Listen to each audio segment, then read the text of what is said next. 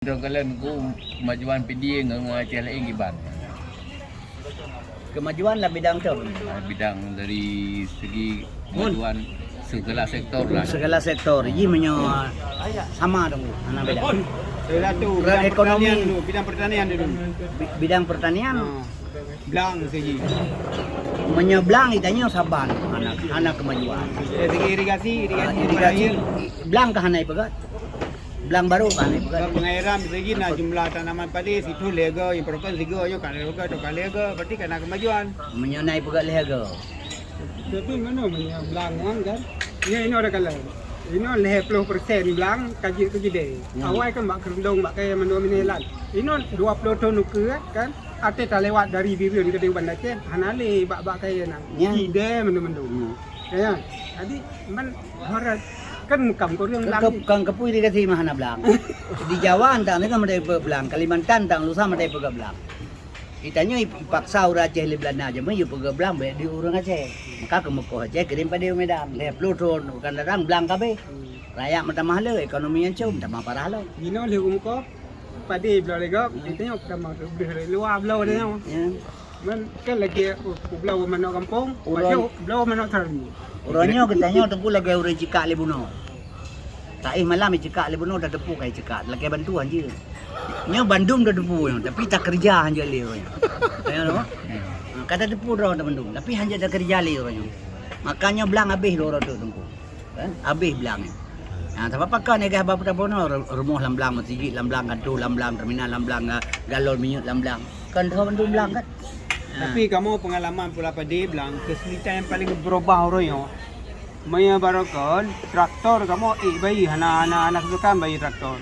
Oleh yang paling parah lo bijah payah bro cukup mahal. Oleh pupuk payah bro dari 20 ribu menjadi 80 ribu lah bos. Ha itu payah. Sementara harga padi ribu belau mutimpan kamu petani. Yang kamu yang kebijakan sahaja kebijakan pemerintah PD pemerintah pusat.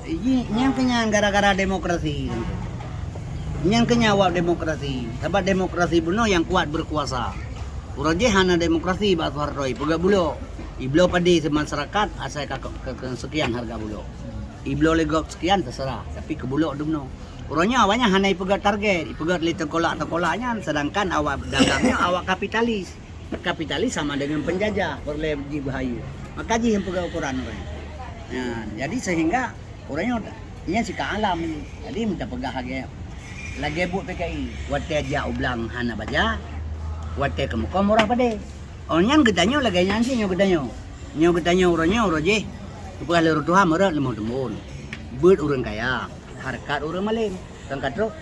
Maka orang je wate kemuka ya Aceh yang retar-retar ni dia pubisu baju burem payung pa kemuka.